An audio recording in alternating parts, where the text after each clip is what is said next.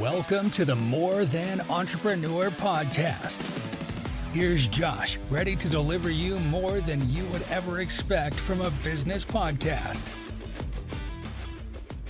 All right, welcome to the More Than podcast. I'm your host, Josh Payne, and I'm super excited about the guest we have on our show today. You can see a smiling face if you're watching on our newly formed YouTube channel. Jonathan, I don't think I told you that. We're going to be rocking out on YouTube very soon here. I think that's the next thing for the More Than brand. But Jonathan Fodera is our guest for today. He's founder of Integrated Business Finance with 15 years of small business lending. This guy is a lending guru, I'd like to say. He would probably say I'm crazy for that. For all you younger entrepreneurs on your journey, years 1, 2, 3, and 4, this is the individual you want to come to. And I don't want to throw you under the bus here, but even just for advice or some sort of guidance, Jonathan has always been a guy that I know I can count on to bounce ideas off of. And we've worked together on, getting financing for me and a couple of different things. So he's an amazing resource, and he's going to give us a lot of info today that I think will be super helpful in your entrepreneur journey. So Jonathan, welcome to the show, man. Man, honored to be here. Thank you for that intro, brother. Appreciate you, man. I will say this, you could have all the money in the world. You could have all the resources. If you don't have the right relationships and you're not surrounding yourself with the right people, the rest of that shit doesn't matter. Yeah. At the end of the day, none of it matters, right? How many times do we hear people that we know, the success stories where they sell their businesses or they have all the cash in the world and they're like lonely, miserable fucks at the end of the day? 100%, man. We see it all too often with the groups that we're associated in. So Jonathan and I met through Arete, which is an entrepreneurial group of just badasses that really helps spread the right mindset for entrepreneurs and helps, puts you in a position really to surround yourself with people with similar mindsets. That's very hard to find, especially in the entrepreneurial world. But, I had the pleasure to spend some time with Jonathan out in California. We did the Napa wine tour stuff together, drink a lot of wine, maybe too much for 3 or 4 straight days. And, I can speak just to the character of John and, just how much he really cares about helping business owners achieve their goals across the board, not just financially. So, John, you got 15 years of experience. Tell us a little bit about you. How did you get into the lending arena? And just let the listeners know a little bit about you. 100%, man. So first off, the reason I do everything I do and the reason I care is because small business is what drives this country. Small business is what gives us the freedom. Small business provides jobs and opportunities and services to their communities. So without small business, we don't have the country we have today. And we could talk about the problems, but we still have opportunity and the time to fix it. Without small business, that goes away, right? Where everyone's working for a couple major companies or corporations, and we're just cogs in the wheel. So that's why I care the way I do. Now, how did I get into this? Kind of by accident, right? So growing up, my whole family always worked on Wall Street, and I started on Wall Street. And what turned out happening was I started in a class of 80 people doing high frequency trading, basically day trading. And fast forward 8 months, there's 2 of us left. And I'm commuting 2 hours into the city every day, 2 hours out. Actually, my office was right across from the Bull, right? So if you ever watch Wall Street 2, literally that was my office. And man, I wasn't making the money. I didn't feel like a sense of contribution. So I actually got recruited off of Indeed to be an underwriter. And for me, I was like, all right, this is cool and all. However, being an underwriter, you're capped. And I'm like, I wanted to move to sales. So I moved to sales, worked my way up, learned the business. Then I was running, all sales for a fintech company, left to go into a bad partnership, but I learned a lot about the business. Came back, ran direct sales for another fintech company. I did a lot of fintech consulting. And finally, I realized all of these fintech companies have it wrong. They are not client facing. So I saw a big opportunity to bring all products, all programs under one umbrella, develop the best relationships with those banks, with those lenders, and have more of a consulting or advisory role in it. So it's not transactional. It's all right, Josh, you're here and you want to go here in the next 18 months. This is how you do it. These are the programs we need to get you in, and this is how it's going to make your cash flow look. This is how it's going to, get you from A to B. And by doing that, I was able to differentiate or serve my clients at a much higher level, and my clients stick. So I don't have to spend all the money on marketing that, let's say, a Chase does or a Wells Fargo would. And I think that's a great lesson for people. Figure out what your clients need, what they're not getting, and build a business around that. So you were able to just to make sure I'm on the same page. When you went into the underwriting world, from what I understand, I mean, that's like, that's the nitty gritty stuff. That's the shit that slows down the loan process. That's where they're analyzing all the information. I think underwriters just as a whole kind of get a bad rap sometimes because they're kind of like the thorns in your side. Yep. So I'm assuming that you were able to kind of see the things you saw from that perspective. You were able to learn from the inside what it takes to get a lot of this stuff done, which will allow you to kind of guide and direct your clients to where they need to go. 100%. So, and that was an eye opener, right? But yeah, I can only imagine. And just positioning yourself as an all-encompassing type person, right? I think that I've dealt with people in the past who, they specialize in only commercial loans, or they specialize in, real estate or, SBA. And what Jonathan does is Jonathan can, guide you to the proper people really with any type of financing or loan that you need. Am I right? I mean, Yeah. I mean, I do everything from family office stuff we were talking about off air to startup loans, SBA loans, invoice factoring, lines of credit, equipment financing, working capital lines, term loans, and even PO financing. And what that does is allows me to look at somebody's business, figure out where they need the most help, what's going to get them from A to B, put that in place, and then, all right, now we're at B, how do we get to C? And then how do we get to D? And kind of stack those little wins, even like payment processing. So this is a great story. Anytime I've messed up, it's been diverting from my mission and diverting from my ideal clients, right? Anytime I've added vertically into what I do, it has opened up and increased revenue and increased the level of service I can give my ideal client. For example, we saw over and over, let's say a 3-year period, that most of our clients were overpaying on payment processing.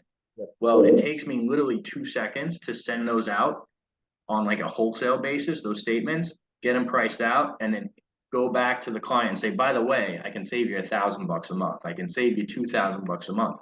No cost to them. That's a value add. Why wouldn't a company, if I have those clients in front of me, figure out another way to help them? Right? So always go vertically with the same client. Don't expand to other ideal clients. So the mentality, so I want to hit on a couple of things, right? So you mentioned startup funds. I want to hit on that because a lot of our listeners, like I said, are year 1, 2, 3 type entrepreneurs where they need to start up stuff. But if you are a startup business, Jonathan just gave you some non-financial tidbits of gold that'll help you be successful much quicker than your competitors, right? He mentioned sticking to his mission and his core values. And then he mentioned adding verticals to your industry, right? Not expanding horizontally, but vertically. So, John, just in your experience and dealing with a lot of entrepreneurs, how important is it, from a success standpoint, for them to have the core values, to have the mission clearly stated, and to really stick to that? And without core values, you have no compass, right? You can't decide what's good or bad. And it's not even about you at that point. As you're growing, as you're adding people to your team, if they don't have a compass, they're always going to go back to you for those answers. Whereas if everyone aligns with those core values, if everyone understands those core values, if you reward, hire, fire, punish based on those core values, that's the guiding principles of your company. And it allows people to make decisions without going back to you constantly. And that speeds up your ability to service clients, bring on new clients, and it empowers your team to make decisions without you. Yeah, and what I've recognized just in doing what I do and working with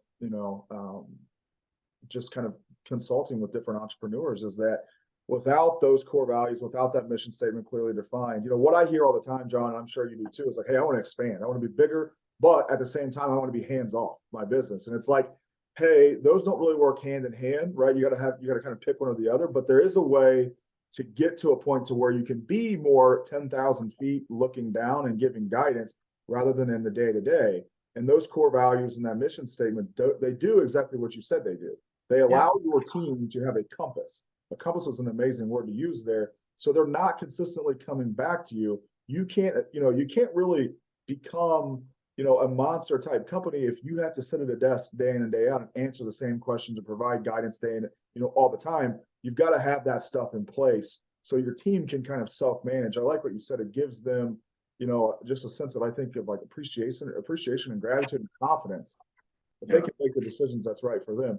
Let's talk about verticals a little bit, right? So everybody wants to grow their business as quickly as possible. Everybody wants, we hear all the time, our mentors tell us, it's kind of bullshit. You hear, billionaires have 7 sources of income, this and that. But what gets lost in translation is billionaires become really fucking good at one thing first.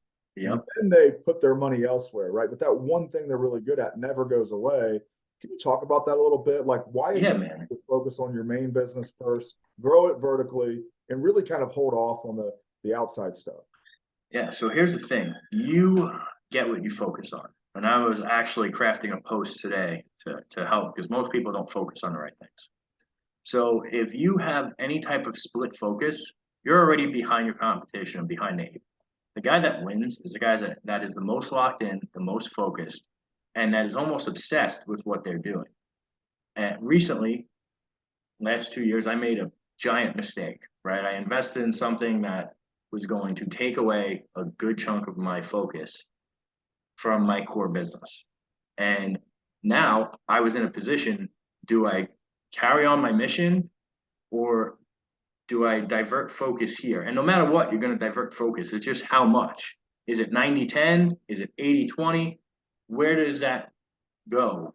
And also, is it fair to your team? If your team is in here locked in, it's not fair to either team is the truth, right? Because your main thing is always going to be your main thing. So what I suggest is this. 1, always focus on the main thing and grow that.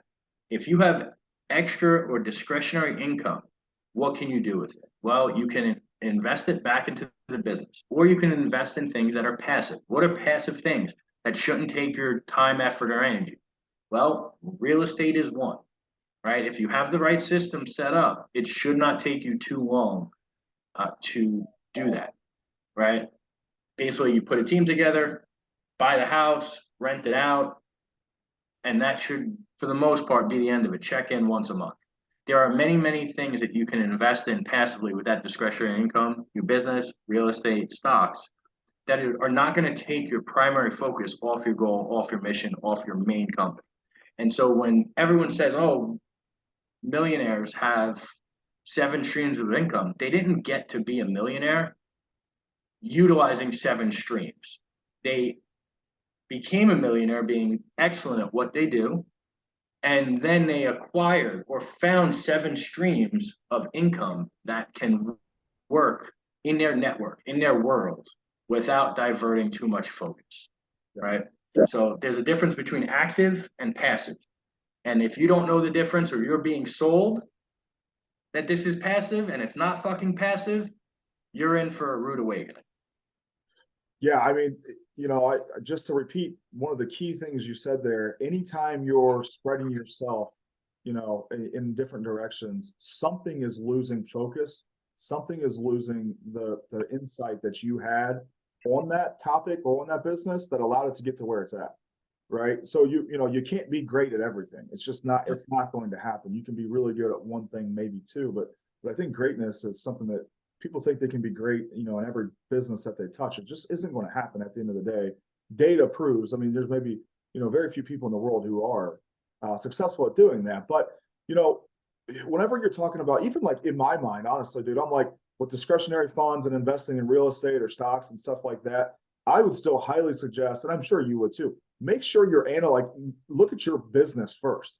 And if you can put that money back into your business, whether it's to grow a vertical or to grow a different position or a different area within that business, that's where it should go first, right? Absolutely. After you analyze your business, right, and you realize, hey, now's not the right time, or we're at a stopping point for a little bit for whatever reason, then you kind of look at those discretionary funds and invest in the passive income type things, right? I mean, you're not saying get the business to a level where you're comfortable and you got a little bit of extra cash and you're just like, oh, I want to go buy real estate now. Because at the end of the day, it could be a distraction, and distractions take away your focus from growing your main income. Yeah. I mean, think about it like this. If you know that for every dollar you spend in your business in marketing, you should get a 30% return. So 30% 30% ROAS. There's very few, if any, things that you can make 30% on. So why wouldn't you put that money back into the business? The other thing too about focus, and I've realized this more and more as I've gotten older and a little bit more experienced, is business focus is one thing, right? And when you're in, you need to be present, you need to be locked in, be where your feet are. I've seen people get derailed, especially recently, when other areas of their life do not match up to their business. And this is something that everyone should have in the back of their mind. I've been blessed. My wife is amazing, and she's always been like a rock and supportive of me working long hours, working all the time. I have seen it where there's tension there. So if you think about it, you have your faith, family, fitness, finances. All right. Ryan said that every coach or mentor has a different version of that, right? So business is your finances, okay? And now you have business finances, personal finances. If you are not balanced across the board there, and I hate using the word balance because it's really not true, but if one of those things is lacking, let's say you're crushing it in business, but your fitness is off, eventually you being overweight is going to catch up and give you some sort of health problems, and then it's going to divert your attention. So as you're building, even if you're just starting, make sure that you have a little bit of focus where everything is moving, everything's progressing on a daily basis in all four of those categories. Because at one point it will catch up to you and it could burn the whole house down. Quickly, too, right? Quickly. Yeah, Yes. I mean, I can personally speak to that. I mean, there are times, right? There are highs and lows in everybody's businesses and everybody's lives. And, when the times that I'm firing on all cylinders, like when my business is kicking ass, my team is kicking ass, I can testify to the fact it's when I'm kicking ass personally, right? It's whether I'm on 75 hard or I'm super focused on training and my nutrition and I'm reading and I'm really investing in myself. It's like anytime I feel like my business is suffering, my team, suffering, it's usually not them suffering, it's me suffering, and I'm not being the leader I should be because I'm not, I don't have that finite balance that you're talking about right now. 100%. Yeah, but I agree with you to a sense, right? Like I do think that there's a false understanding from an entrepreneurship type mindset, especially in the beginning. And people they do talk about balance a lot, and that word gets thrown around way too often on social media. Yeah. Let's be blunt. If you want to be really fucking good, there is not a lot of balance there, right? I mean, so when John's talking about having a balance between those three things, it's not 33.3% across the board, right? It's finding that balance that works for you to get shit done. Yeah.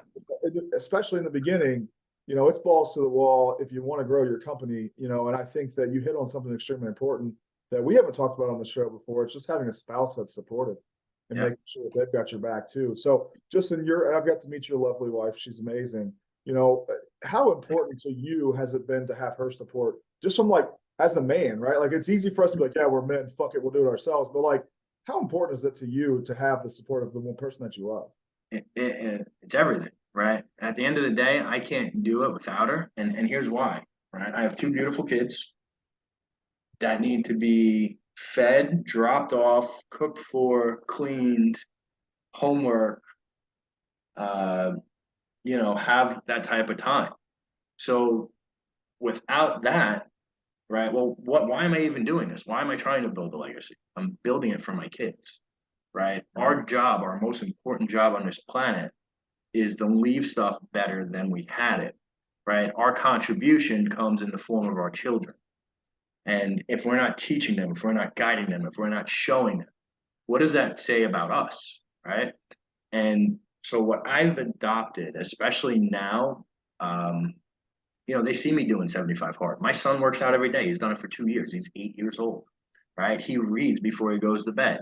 He wants to start a business. Why? Because he's around me and I let him see this. I also let him, I don't show him just a highlight reel. I show him, getting beat up and hey, why'd we lose here? And hey, this is how you set up a rental, portfolio. This is how you do this. I know he's 8. The more he sees this, the more he's around it, the more he's going to want to do it and understand it, which gives him a huge advantage. The next part of that is like, you have to find time. So the best thing I'll tell you is I usually get home like 6, 7 o'clock. I make sure that I'm present with them for an hour or two, and then I'll go do what I need to do. On the weekends, I block out time to do things with them, whether it's martial arts or something else. I make it a point to wake up early. If there's things I have to do, like content or just larger projects, I either do them super early or super late. So I'm still getting it done and I'm still spending time with the family. So you want to talk about balance? There's really no balance there because, when most people are taking off on the weekends, that's when I'm using it to get ahead, not just in my business life, but my family life. Like that stuff's important. So I think that is something that people don't understand and don't plan for. And that throws off those 4 big factors. Yeah, and I said 3 a minute ago. I'm sorry for that. So it's not 25% across the board. My math was a little wrong there. But at the end of the day, like that support system, your wife, right? She's the main supporter there, and your kids. I think that's what creates the generational change that's needed in the world today. And John hit on it. It is your job as a parent, and specifically an entrepreneur, to spread that to your children. And it's funny you were talking about creating a post because I've been, the past day or two, I've just had this thought on my mind. I've been trying to put it into words about, I talk all the time about how I'm focused on my children and making sure that they understand like what success is and showing that to them every day. But at the end of the day, like how great of a job am I doing that for not only my leadership team, but the individuals that my leadership team are leading, right? Because if we want to look at our business as a family, I'm kind of the father, right? And I need to make sure that those who are coming and working their asses off 8 to 10 hours a day for me are getting the same sort of lessons and the same understanding that I'm giving to my 4 kids on a day-to-day basis. They just get to see it from me directly, right? Yep. So the really the people who really change the world and affect lives, they're figuring out ways to do that within their business every single day, the same way they're doing it, within their family on a daily basis. And it's that's just been a thought that I've had over the past couple of days. It's like how can I as an entrepreneur be better at that? How can I make sure they know, without, it's I don't say, hey, you're my child, right? That's weird. But what type of message can be portrayed to where they understand I care about you and your success just as much as I care about the success of my wife and my kids, right? Because that I think that's the goal, dude. That's what we're here for. Yeah, and that's a big separator, dude. And I'll speak to what I've personally seen of you. You had me come on and talk about finances to your entire team, right? How many people do that? Not many. Not many call in pros in certain things and say, hey, can you do me a favor? Can you work with my team and help them understand certain concepts? You pour into your team and they go to war for you. That's how that works, right? When you have a disgruntled team, you don't have a team. No, no. I mean, and that's those lessons I had to learn the hard way, right? Like just like you have, like, dude, 9, 10 years ago when I first started doing this, I only cared about one thing, that was making money, right? That was I didn't care about anything else, to the point that so Erica, she worked at another company for like the first year and a half that we opened up our first franchise. And I finally was like, look, I need your help. Like, I need you to come in and handle customer care, customer experience. And she would come to me and she would say, hey, we have a damage. And, I vividly remember one story where we broke one of those big green egg grills. Okay. And you know how expensive those things are. I mean, they're outrageous, right? And she comes to me and she was like, hey, the guy's dropped it. We cracked it. We got to buy this guy a new one. And I was like, no, we're not buying a new one. The contract clearly states they get 60 cents per pound, whatever, blah, blah, blah, blah, blah. I'm like, fuck it. I don't care. Give them whatever the contract says. And she looks at me and she says, do you really want to like grow the business because you're going to have a bad review from this? Is it worth you, losing from a perspective standpoint rather than losing from a dollar standpoint? And then, dude, we probably argued over this for like 3 days because I was so hard-headed. I only cared about making the money. Yeah. Right. That just popped in my head. That was a funny story. But but dude, the truth is, as soon as I stopped thinking like that, like shit got a lot easier. Right. Yeah. And understanding like how to invest in my team and invest in the customer experience, life got a whole lot easier. And that goes back to what we talked about in the beginning, the core values, the mission statement, and understanding what it really takes to provide opportunity and experience and results, in the world that we're in today. And I think it's interesting because I feel like it's so much easier right now to create a positive customer experience and a positive employee experience because nobody else is doing it. I think everybody right now is so, and you probably hear it more than I do because people are reaching out to you for funding and financing. We're so tight from a financial perspective that we really lose sight of what it really means to run a business. And, I've been guilty of that. You just have to refocus and realign. So, 100%.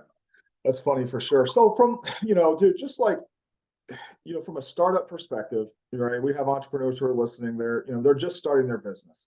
I actually had a call 2 weeks ago with a guy who wants to start a business and he has a great idea. He's like, but Josh, I don't know where to get the money at. I don't know what to do. If I haven't opened my doors, I don't have any revenue. What if I'm coming to you, John, what do I need? Like what type of credit do I need? What type of direction should I take if I'm trying to start a business? Okay. So I'm going to give you guys almost like a master class on starting up, and then let's say into the first 2 years. And by the way, I wrote a book on it with a bunch of other good co-authors called Startup Legend. So first off, I don't care how good you are, how operationally sound you are, how great the business plan is. Never start a business with any type of disadvantage. One of those big ones that I see people do is having poor credit. Okay. Because it doesn't get easier, especially in those first 12 months. Now, if it's an SBA opportunity and it's an SBA approved franchise, we could go SBA. The vast majority of deals or startups are not like that. So what I would tell you is stay with your job. Okay. As long as you can, get your credit as high as you can. Then you come to me and we do a term loan. It's just a personal loan. It's going to give you the cash you need. If you have the idea of starting up, I don't want you want to have what I would call a graceful transition into it. So if you have an idea to start a business, you should start doing everything you can today to get the pieces in place. And the money should be the last piece of that puzzle when you're ready to go full on. Here's what I mean. You want to start a business? Obviously, do your research, do your analysis, get all the vendors, connect all the dots. Doesn't mean you have to go and draw the lines on the paper, but connect all the dots, start building those relationships. Next, form the LLC. Okay. Start building your business credit. So how do you build business credit? Well, you have to do make sure you have the 5 fundability factors checked off. So form the LLC, you get your tax ID number, right? Now you need a business address. You could have a home address. Don't have a PO box. Never have a PO box on any type of application for financing. It's a flag for fraud. After you have the business address, you need a business phone number. Don't use a Google number. Okay, actually have a number registered to the business. Next, I know this sounds crazy, open up a business bank account. You'd be surprised how many people don't do that, or they commingle funds. Please don't do that.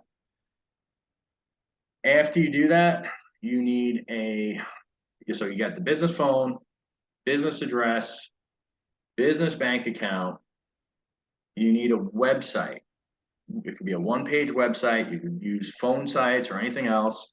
Oh, and a business email. Here's what I mean by a business email. It can't be Josh Payne at Gmail, okay? Or Josh moves you at Gmail. It needs to be, Josh at joshpayne.com, right? Get the URL. It costs $9 a month. You can afford $9 a month if you're going to start a business. Have all of those things on the website because they scrape the data. A lot of these lending companies scrape that data. Then you're going to go to Dun & Bradstreet with your EIN and having all this stuff filled out. You're going to get your DUNS number. All right. And that's the first step in building your business credit.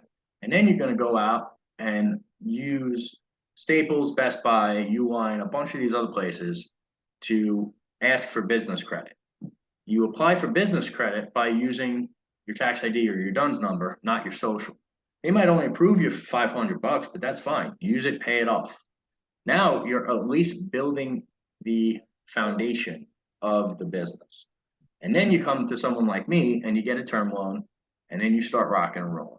Couple things to understand when you're doing this.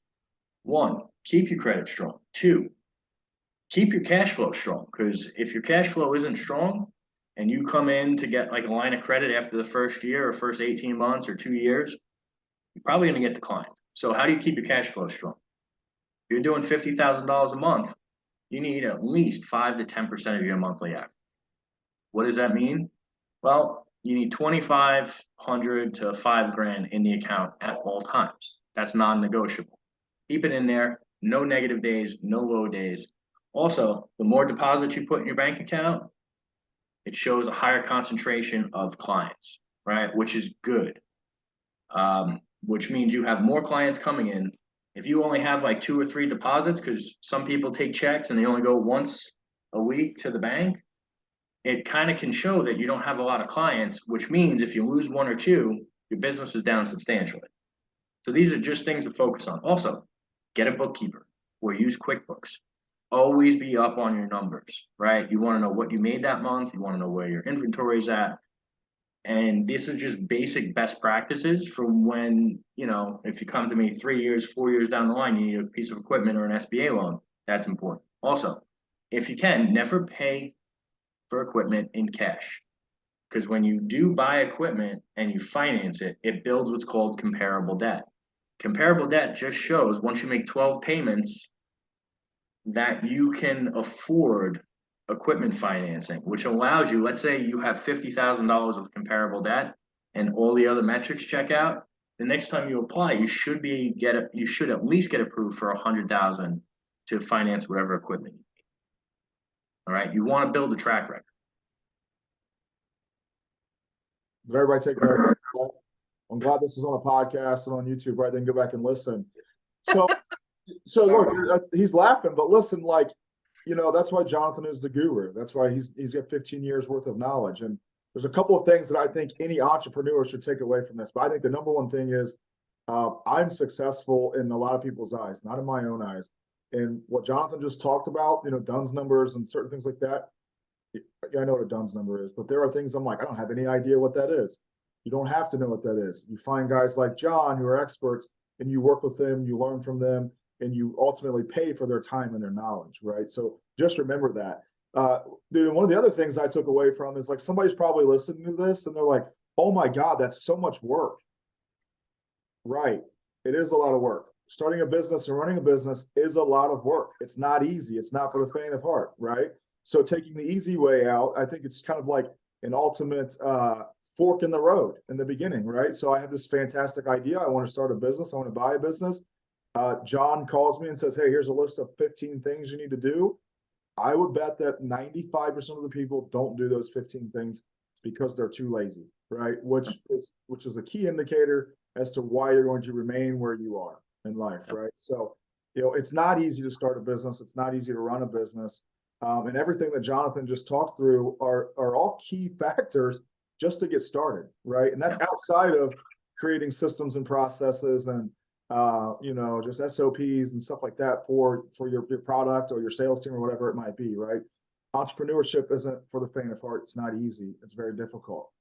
You could try to take the easy way out, and I would say the easiest way out, John, would be private funding, which you're going to get destroyed from an interest rate. It's never the ideal way to go. And if you're looking for the easy way out to go to private funding or something crazy like that, you probably don't have what it takes anyway. To get it done if you can't do the simple things John just talked through. Yeah, I mean, I'm trying to set you up perfectly, right? And I actually, because I care about this, I made a stupid low-cost group on my site that walks people through all this stuff. Because most people mess this up, and I would tell you, and this is not a joke, probably 50% of the people that have established businesses, and I'm talking 7-figure businesses going on 8-figure businesses. Most times when you get to like mid sevens, this stuff's figured out. But let's say 4 million and under, I would say 50%, 60% of people have not planned for this. And I have seen the odd case that an 8-figure business doesn't have this dialed in, and they've used contractors, and it makes it that much harder for them down the road. So if you do all this stuff, your life becomes exponentially easier and better. You have access to financing. There's a big difference between having financing in place, having access to financing. As soon as you can, you want to open up a line of credit. That doesn't mean that you should be using that line of credit, but you want it there to take advantage of opportunities, to deal with emergencies, and to build that credit profile, right? It's fantastic. Where can the listeners find that? I'll link it in the notes of the show. You said you created it's part of your website, right? Yeah. I'll shoot that stuff over to you. Okay, yep, shoot it over to me. The conversation has been fantastic, guys. John and I were hitting on before we started the show, like, hey, it'll probably be 30 to 40 minutes. And John's like, hey, I'm down with that. And our thought process was the same. If you guys have an hour and a half or 2 hours to listen to him and I sit here and just, talk back and forth and, shoot the shit, we would like that. Yes. Yeah, I mean, it'll boost. The truth is we can. Yeah, we have many times. It'll boost our egos a little bit. But at the end of the day, I don't want to take up more than 30 or 40 minutes of your day. I want you to learn from this, implement, and go attack, and become what you've been set out to be. And I know John feels the same way. So as you've heard, though, that's just a tiny inkling of the knowledge that John's just stacked over 15 years. I would say 100%, even if you're not a brand new entrepreneur, you're 10 years in, you're 15 years in, you have a need for 100,000 or 12 million, John's the guy to go to. I can promise you that. So just from a social media standpoint, how can they find you? Jonathan Fodera on all platforms, meaning LinkedIn, Instagram, Facebook, and the website. The main website is Integrated Business Financing. I also have a YouTube. And if you just look up Integrated Business Financing, I put out stuff, at least 2 videos a week, completely free, consistent for the last year. There's probably 360 videos on there that help with different products and different explanations of trying to make complicated things simple. Yep. Fantastic resource. Reach out to John. He'll help you with everything. I appreciate it, dude. Love you to death. Can't wait to see you next time we can get together.